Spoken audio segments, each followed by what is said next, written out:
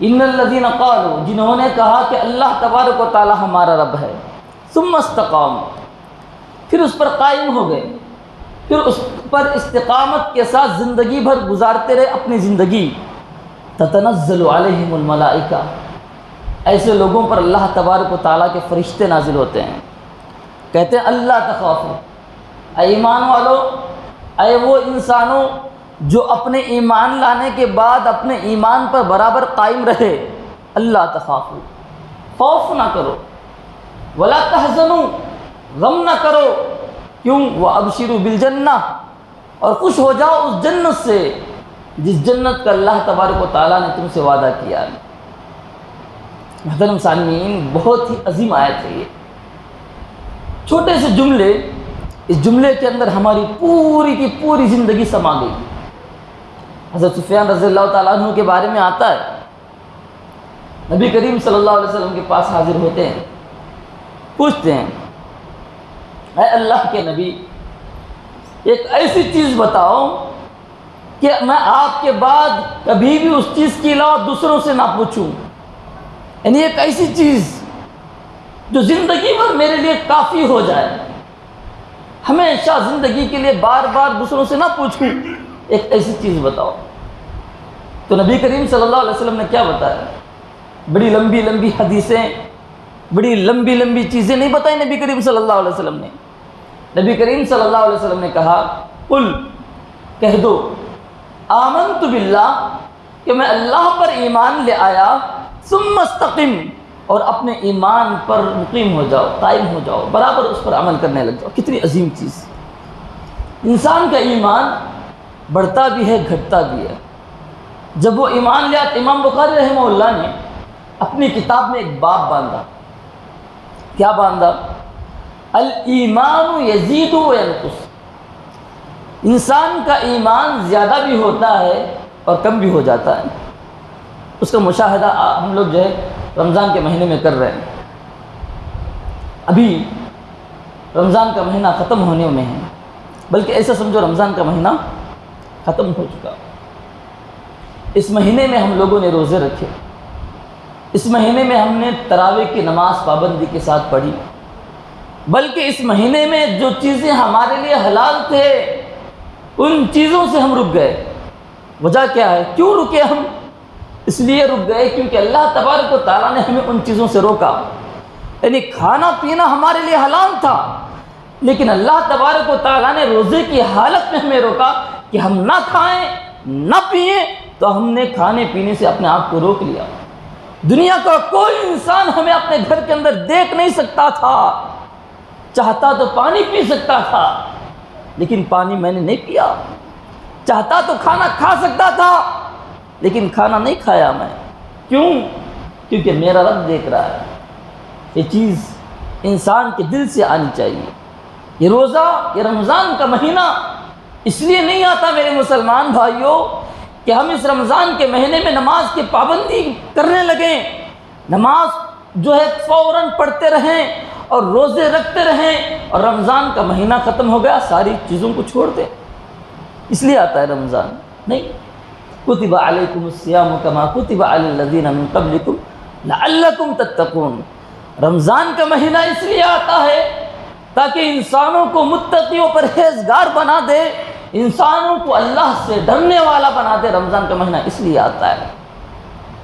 رمضان کا مہینہ آ کر جہاں انسان کے ایمان کو تازگی بخشتا ہے، جہاں انسان کے ایمان کی بڑھوتری کرتا ہے، رمضان کا مہینہ یہ پیغام دے کے جاتا ہے کہ رمضان کا مہینہ ختم ہونے کے بعد بھی، رمضان کا مہینہ ختم ہونے کے بعد بھی ہم ویسے ہی نمازوں کی پابندی کریں، ویسے ہی روزے رکھیں جو ایام روزے کے ہوتے ہیں۔ ایک حدیث کے اندر کیا ہے کہ نبی کریم صلی اللہ علیہ وسلم نے ارشاد فرمایا، جو انسان رمضان کے مکمل روزے رکھتا ہے، اس کے بعد شوال کے 6 دن کے روزے رکھتا ہے، 6 روزے رکھتا ہے، گویا کہ اس نے پورا سال مکمل روزے رکھا، پورا سال۔ اس کے لیے یہ اجر لکھ دیا جائے گا کہ فلاں بندہ جو رمضان کے مہینے کے مکمل روزے رکھا، ساتھ میں شوال کے 6 دن کے روزے رکھا، تو اللہ تبارک و تعالیٰ اس کے مکمل سال کا بدلہ اللہ تبارک و تعالیٰ اس کو دے گا۔ جب کیلکولیٹ کریں گے آپ ایک کو 10 سے آپ ضرب کریں گے، یعنی ایک کو 10 سے ضرب کریں گے آپ، رمضان کے 30 دن کے روزے ہو گئے اور شوال کے 6 دن کے روزے ہو گئے، 36 روزے ہوئے ہمیں، اس کو 10 سے ضرب لگاؤ، یعنی ایک کا بدلہ اللہ تبارک و تعالیٰ نیکیوں کا بدلہ 10 سے زیادہ دیتا ہے، کم از کم 10 دیتا ہے نا، تو 10 سے ضرب لگاؤ تو ضرب لگانے پر آپ کو معلوم ہوں گے 360 دن، 36 × 10 360 دن ہو گئے، تو گویا جو انسان اس مہینے کے روزے رکھے، شوال کے 6 دن کے روزے رکھا، گویا وہ مکمل سال بھر کا روزہ رکھ رہا ہے۔ اتنا عظیم اجر اللہ تبارک و تعالیٰ دینے کو تیار ہے۔ بلکہ یہ رمضان کا مہینہ انسان کو یہ پیغام دیتا ہے کہ جو انسان اپنے آپ کو گناہوں سے روک رہا ہے، رمضان کے جانے کے بعد وہ گالی گلوچ کرنے لگتا ہے۔ یاد رکھو، رمضان میں جہاں پر ہم نے اپنے زبانوں پر قابو کیا، کسی کی غیبت کرنے سے ہم اپنے آپ کو روکے رکھے، اس لیے کہ ہم روزے کی حالت میں غیبت نہیں کرنا چاہتے، ہم روزے کی حالت میں کسی کو گالی دینا نہیں چاہتے، روزے کی حالت میں بری بات کہنا نہیں چاہتے، لیکن رمضان کا مہینہ جب گزر جاتا ہے، یہی پیغام، یہی عمل ہمیں کرنا ہے، اگرچہ کہ روزے کی حالت میں ہو یا نہ ہو، وہاں پر بھی کسی کی غیبت نہیں کرنی ہے، اگرچہ کہ روزے کی حالت میں ہو یا نہ ہو، وہاں پر بھی کسی کو گالی نہیں دینی ہے، کسی کو برا بھلا نہیں کہنا۔ کچھ واقعات کی روشنی میں آپ لوگوں کو استقامت کس کو کہتے ہیں سمجھانا چاہتا ہوں۔ نماز کا وقت ہے، نبی کریم صلی اللہ علیہ وسلم کے پاس ایک صحابی رسول آتے ہیں، نبی کریم صلی اللہ علیہ وسلم بیٹھے ہوئے ہیں، پوچھتے ہیں اللہ کے نبی کہ میں نے سنا ہے کہ جو انسان سچے دل سے اسلام کو قبول کر لیتا ہے، اللہ تبارک و تعالیٰ اس کے سارے گناہوں کو معاف فرما دیتا ہے۔ نبی نے کہا ان الاسلام علیہ ما کان قبلہ، یقیناً سچی بات آپ نے سنی ہے، اسلام جو انسان سچے دل سے قبول کرتا ہے، اللہ تبارک و تعالیٰ کیا کرتا ہے، اس کے تمام پچھلے گناہوں کو اللہ تبارک و تعالیٰ معاف فرما دیتا ہے۔ اللہ کے نبی کے ہاتھوں اسلام قبول کیا، پوچھتے ہیں اللہ کے نبی کے پیچھے ایک مرتبہ نماز پڑھی، نماز پڑھنے کے بعد نبی کریم صلی اللہ علیہ وسلم کے پاس آئے، کہنے لگے اللہ کے نبی مجھے خوف ہے کہ میں کہیں گناہ کر نہ بیٹھوں اپنی زندگی کے اندر۔ تو نبی کریم صلی اللہ علیہ وسلم نے پوچھا کیا سچے دل سے اسلام کو قبول کیا ہے کہ نہیں کیا ہے؟ کہنے لگے سچے دل سے اسلام کو قبول کیا ہے۔ نبی نے پوچھا کیا میرے پیچھے سچے دل سے نماز پڑھی کہ نہیں پڑھی؟ کہا اللہ کے نبی آپ کے پیچھے سچے دل سے نماز پڑھی ہے۔ تو نبی کریم صلی اللہ علیہ وسلم نے دعا دیا اگر سچے دل سے تو نے اسلام کو قبول کیا ہے، سچے دل سے میرے پیچھے نماز پڑھی ہے، تو اللہ تبارک و تعالیٰ تیری زندگی میں کبھی گناہ کی طرف تیرے ہاتھ نہیں بڑھیں گے۔ ایک نماز پڑھی، ہم ہزاروں نماز پڑھتے ہیں۔ آئیے اس واقعے کی انتہا کو دیکھیں آپ۔ نبی کریم صلی اللہ علیہ وسلم سے پوچھتے ہیں اللہ کے نبی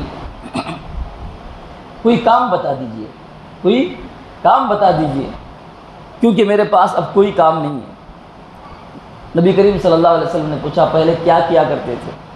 کہنے لگے اللہ کے نبی پہلے ڈاکہ ڈالا کرتا تھا، لوگوں کے مال لوٹ لیا کرتا تھا، لیکن اب میں وہ کام نہیں کر سکتا کیونکہ میں مسلمان ہو چکا ہوں۔ نبی کریم صلی اللہ علیہ وسلم نے کہا کہ پھر ڈاکہ ڈالو۔ پوچھنے لگے اللہ کے نبی کیا کہہ رہے ہو، ڈاکہ ڈالوں؟ اللہ کے نبی نے کہا مطلب یہ ہے میرا کہ کچھ مکے کے اندر مظلوم مسلمانوں کو قیدی بنا کے رکھا گیا ہے، مظلوم مسلمانوں کو مکہ کے اندر قیدی بنا کے رکھا گیا ہے، ان کو تکلیف دی جاتی ہے، جاؤ ڈاکہ ڈالو اور ان کو چھڑا کے لے کے آؤ۔ رات کا اندھیرا تھا، مکہ پہنچے، رات کے اندھیرے میں معلوم کیا لوگوں کو کہ مسلمان قیدیوں کو کس گھر کے اندر قیدی بنا کے رکھا گیا ہے۔ جب معلوم ہو جاتا ہے فلاں گھر کے اندر قیدی بنا کے رکھا گیا ہے، رات کا انتظار کیا، جب سارے کے سارے لوگ سو گئے، جا کر اس گھر کی دیوار کو توڑنے لگے، توڑ رہے ہیں، ان کو ایک عورت دیکھ لیتی ہے، ان کے قریب ہو جاتی ہے، پہچان لیتی ہے وہی انسان ہے جس انسان سے میرے تعلقات تھے، قریب آتی ہے، یہاں دیکھو عورت قریب آتی ہے، اپنے آپ کو پیچھے ہٹا لیتے ہیں، کہتے ہیں ان ہاتھوں نے محمد صلی اللہ علیہ وسلم کے ہاتھوں کو چھو لیا، اب یہ زندگی کے اندر کبھی گناہ کی طرف آگے بڑھ نہیں سکتے، اب زندگی میں کبھی گناہ کی طرف جا نہیں سکتا۔ گناہوں سے انہوں نے توبہ کی، کہا اپنے آپ کو پیچھے ہٹا لے، میں اس گناہ کی طرف اب زندگی میں کبھی آگے نہیں بڑھ سکتا۔ کیا کہا اللہ تبارک و تعالیٰ نے؟ ان الصلاۃ تنہی عن الفحشاء والمنکر والبغی، یہ وہ نماز ہے جو انسان کو فحش اور منکر چیزوں سے روکتی ہے۔ نماز نے روکا، سچے دل سے انہوں نے اسلام کو قبول کیا، انہوں نے اسلام کو قبول کرنے کی وجہ سے اپنے آپ کو گناہوں سے روکا۔ آج ہم ہزاروں نمازیں پڑھتے ہیں، ہاں رمضان کا مہینہ گزر جائے، دیکھو مسلمانوں کی حالت کیا ہوتی ہے۔ اس رمضان کے مہینے میں جو مسجدیں بھری نظر آتی ہیں، رمضان کے ختم ہونے کے بعد ایسا لگتا ہے کہ مسلمان شہر چھوڑ کے چلے گئے ہیں، یہ مسجدیں ویران نظر آتی ہیں۔ یاد رکھو میرے مسلمان بھائیوں، ایمان لانے کا مطلب یہ نہیں ہے، رمضان کے روزے رکھنے کا مطلب یہ نہیں ہے، رمضان کی تراویح پڑھ لینے کا مطلب یہ نہیں ہے کہ ہمیں جنت مل گئی۔ نہیں، جنت اس انسان کو ملتی ہے جو انسان نمازوں کی پابندی کرتا ہے، روزوں کی پابندی کرتا ہے، اور رمضان کے ختم ہو جانے کے بعد بھی اللہ تبارک و تعالیٰ کی ان نمازوں کی پابندی کرتا ہے، نیک اعمال کو کرتا ہے، برائیوں سے دور رہتا ہے۔ ایسے انسان کو اللہ تبارک و تعالیٰ کامیابی و کامرانی سے سرفراز فرماتا ہے۔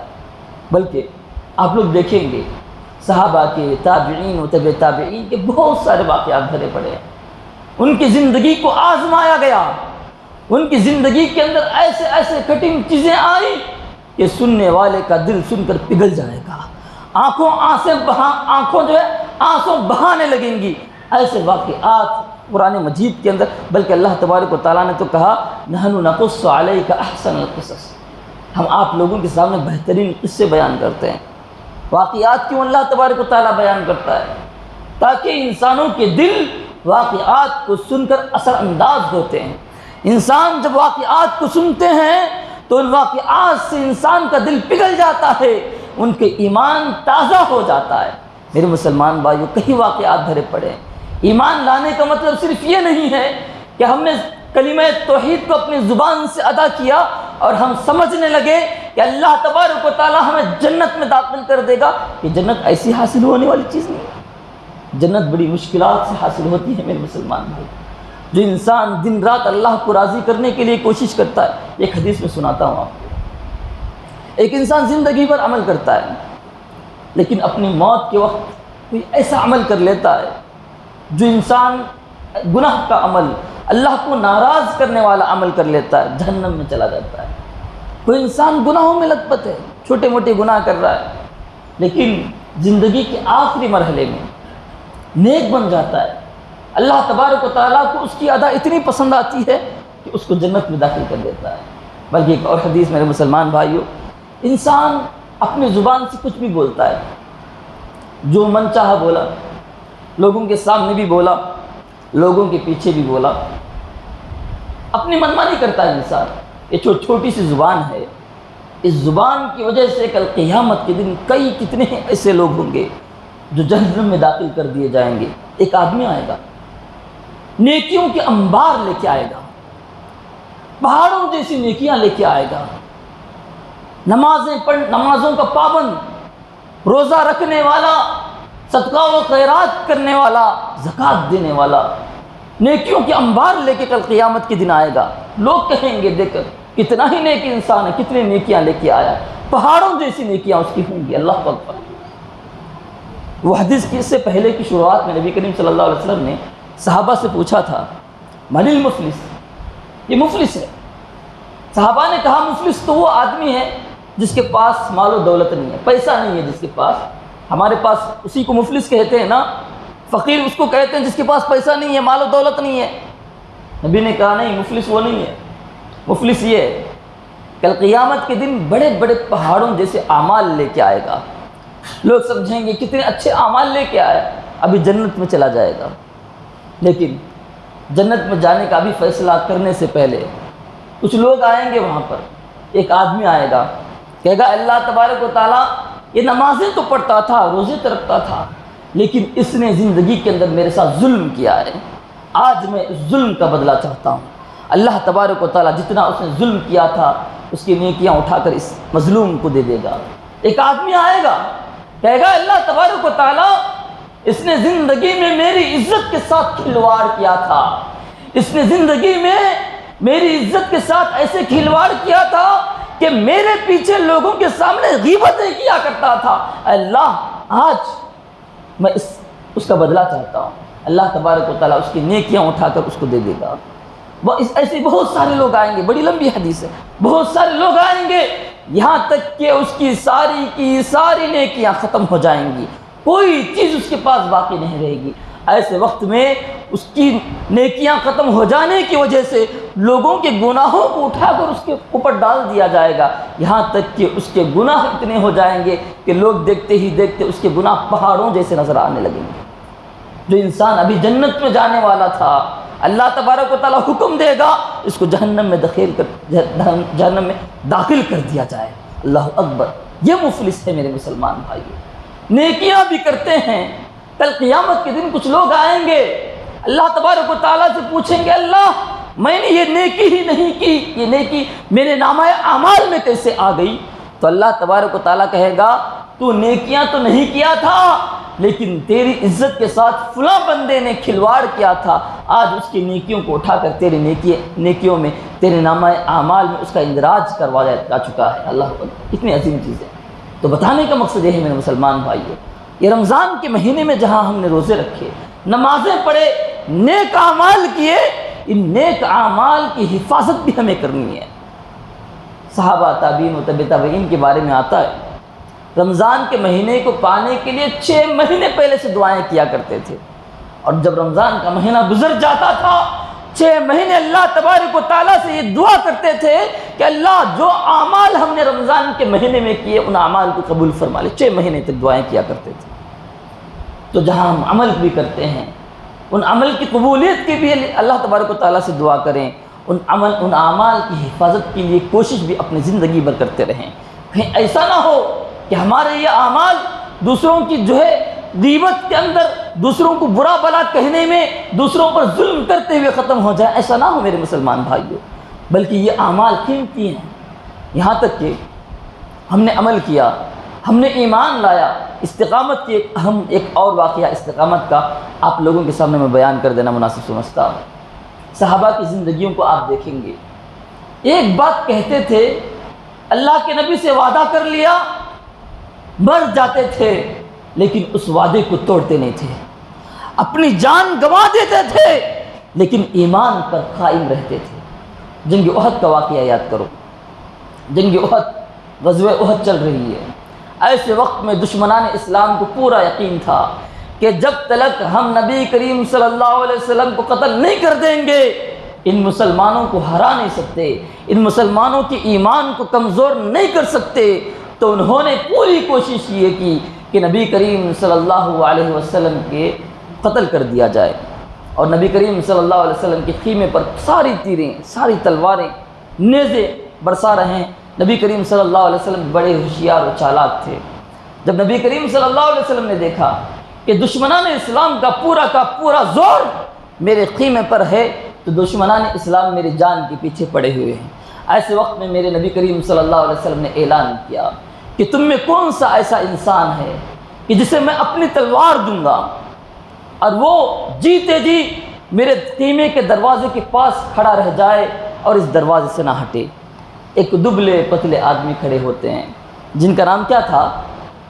زیاد بن سکت۔ دبلے پتلے سے آدمی تھے، اٹھ کر کھڑے ہوتے ہیں، کہتے ہیں اللہ کے نبی میں آپ سے وعدہ کرتا ہوں کہ جب تلک یہ سانسیں چلتی رہیں گی، جب تلک میں زندہ رہوں گا آپ کے دروازے سے نہیں ہٹوں گا۔ وعدہ کیا۔ نبی کریم صلی اللہ علیہ وسلم نے کہا دیکھا دبلے پتلے آدمی ہیں، ان دشمنوں کا مقابلہ کیا کر سکیں گے؟ کہا کہ بیٹھ جاؤ، بیٹھ جاتے ہیں۔ پھر اعلان کیا نبی کریم صلی اللہ علیہ وسلم، پھر وہی اٹھ کر کھڑے ہوئے، پھر کہا بیٹھ جاؤ، پھر بیٹھ جاتے ہیں۔ 3 مرتبہ نبی کریم صلی اللہ علیہ وسلم نے اعلان کیا، تینوں مرتبہ زیاد بن سکن اٹھ کر کھڑے ہوئے۔ نبی نے دیکھا کہ جب کوئی اٹھ کر کھڑا نہیں ہو رہا، بار بار کھڑے ہو رہے ہیں، نزدیک بلایا، کہنے لگے نبی کریم صلی اللہ علیہ وسلم نے نزدیک بلا کر کہا نبی کریم صلی اللہ علیہ وسلم نے دیکھ اپنے نبی سے وعدہ کیا ہے، اللہ کے نبی سے وعدہ کیا ہے، وعدے سے مکرنا نہیں۔ کہنے لگے اللہ کے نبی وعدے سے نہیں ہٹوں گا، میری جان بھی چلی جائے آپ کے وعدے کو برابر پورا کر کے رہوں گا۔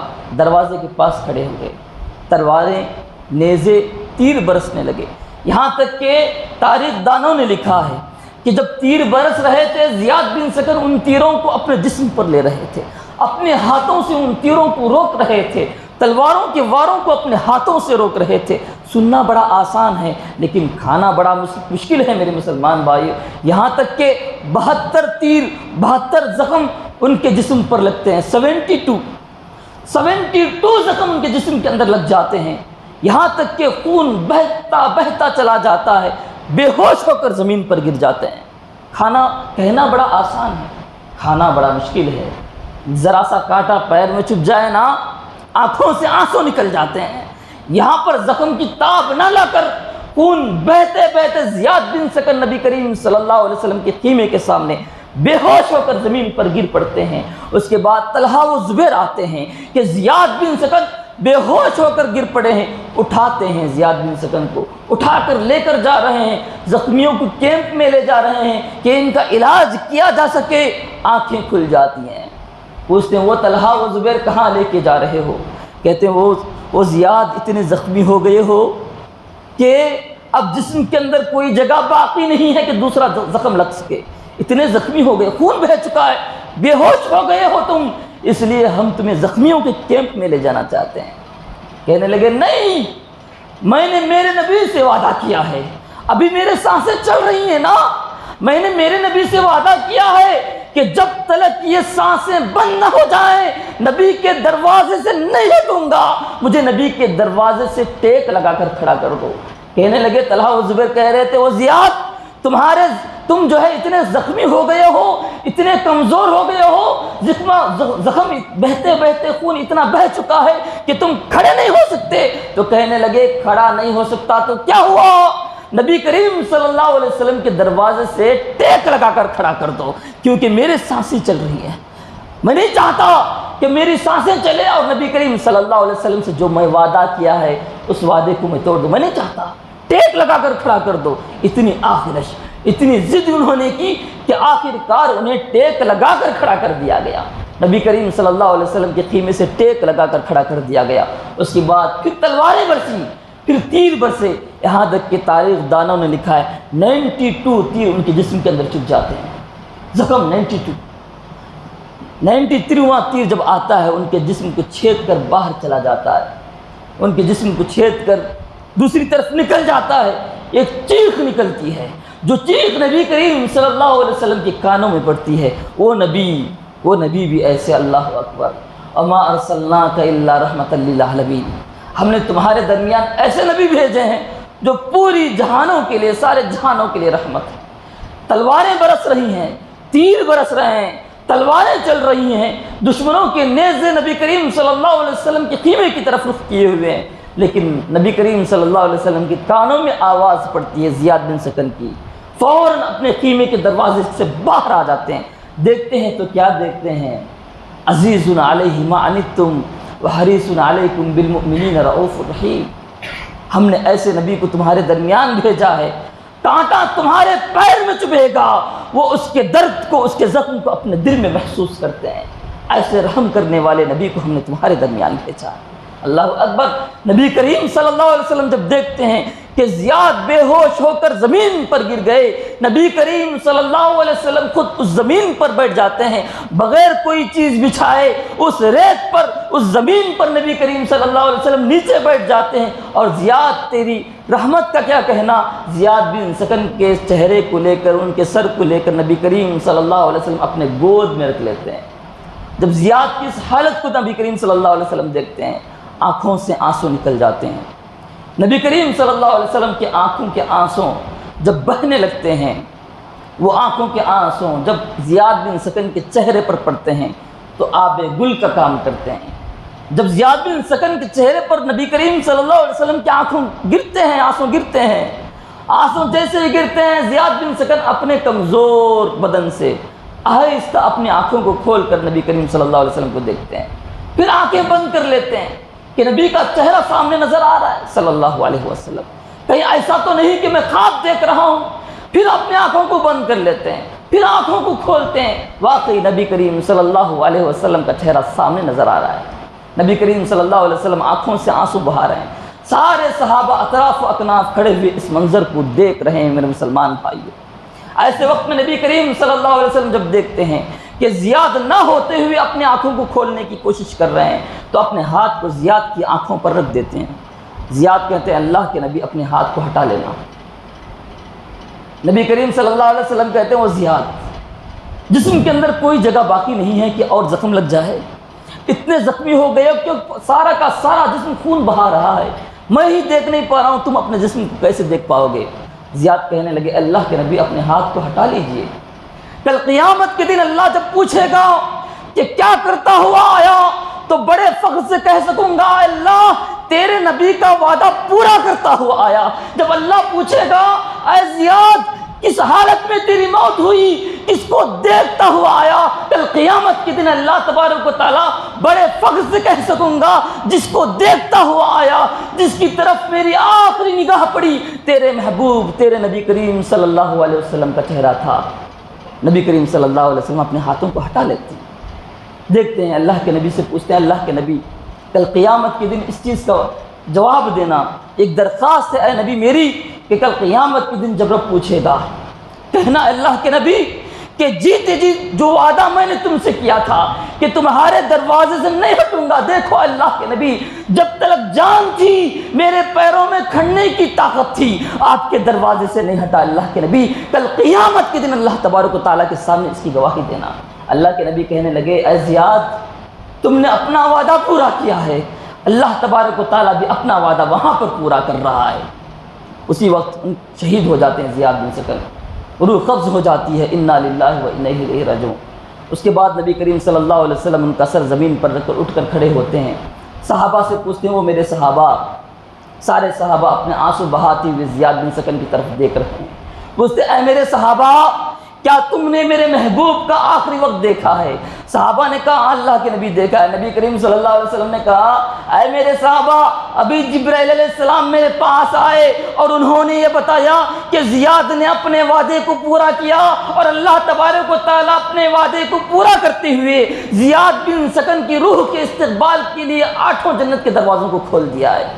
اتنی عظیم فضیلت میرے مسلمان بھائیوں، بتانا یہ چاہتا ہوں، الغرض وقت ختم ہونے جا رہا ہے، بتانا یہ چاہتا ہوں میرے اس درس کا مکمل خلاصہ یہ ہے کہ زندگی کے اندر ہم نے جو اعمال کیے ان اعمال پر استقامت ضروری ہے۔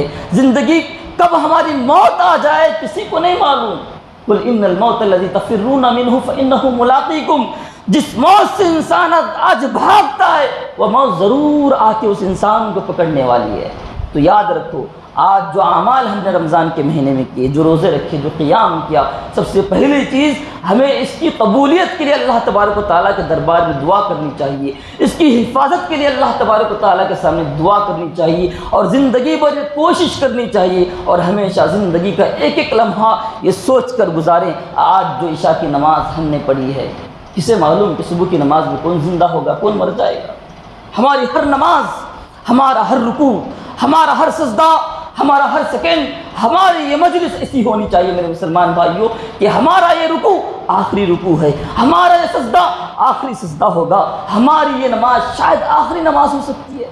یہ سوچ کر جب تک ہم زندگی نہیں گزاریں گے اللہ تبارک و تعالیٰ، یاد رکھو وہ انسان بڑا ہی بدبخت قسم کا انسان ہے جو رمضان کا مہینہ پا لیا اور اپنے گناہوں کی بخشش طلب نہیں کی۔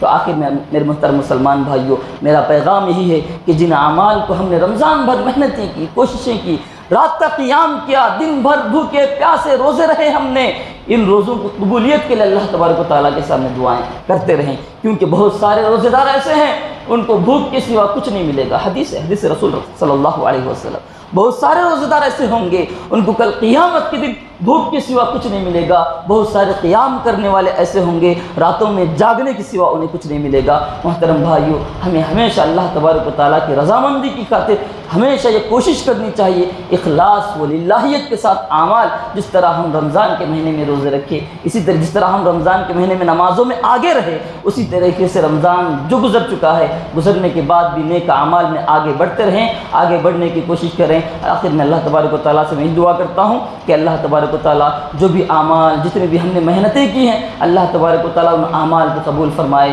اللہ تبارک و تعالیٰ ہمارے روزوں کو قبول فرمائے، اللہ تبارک و تعالیٰ ہمارے قیام کو قبول فرمائے، اللہ تبارک و تعالیٰ ہم سے جو بھی گناہ ہوئے ہیں اللہ تبارک و تعالیٰ انہیں معاف فرما دے، آمین یا رب العالمین۔